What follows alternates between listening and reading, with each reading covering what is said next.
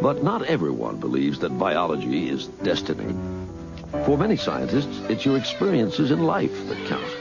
Your upbringing, your education, your environment. Chief among these scientists is psychologist John Watson, who offers a theory that is the mirror opposite of eugenics. This was the heyday of hereditarians and geneticists who said that human beings were constrained by their genetic inheritance. And Watson was saying that this is baloney, that human beings were shaped solely by their environment.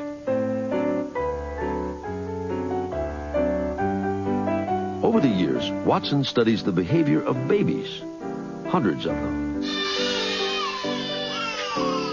To Watson, we arrive in the world a blank slate, tabula rasa. Nearly everything is learned. Even things we think are instinctual, like fear. To prove that environment is more powerful than genetics, Watson designs an experiment for an infant known as Little Albert.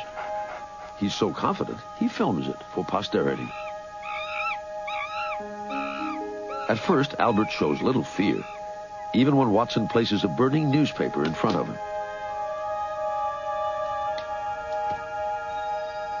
Albert is also unafraid when he encounters a white rat for the first time in his life. But then, Watson shows Albert the rat accompanied by a loud clanging noise. One of the few things that upsets little Albert. And he does it again. And does it again. Eventually, Albert learns to fear not just the rat, but all furry things, even without the loud noise. In Watson's mind, the Little Albert experiment is a success because it proves that fears are learned, not inherited.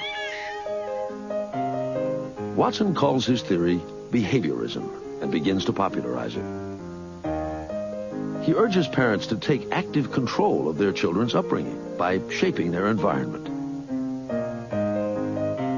To think of the home as a scientific laboratory. But Watson's interest in childhood is purely professional. He didn't like children much. He referred to them in one of his many statements as always squalling and shouting and dirty and wanting to be fed and sort of a nuisance. It's clear he didn't particularly like them in his own environment. But he felt that the good of society required shaping individuals right from day one, and to do that right from day one, you had to start with the babies. Ebullient and self-promoting, Watson gathers a wide and appreciative audience, which holds in high esteem any scientific thinking on the subject of child-rearing.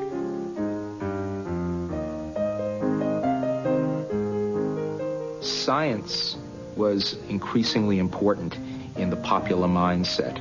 If science said something, if scientists tested, if scientists experimented, well, then it must be so. But the appeal of behaviorism runs deeper. Its egalitarian philosophy and outlook seems to reflect the very spirit of democracy. Watson was the voice of the American dream. And the American dream was that this is the land of opportunity. You can become what you would like to be, even if you're not there yet. And at least if you don't do it in your lifetime, this is the land in which your children can do it.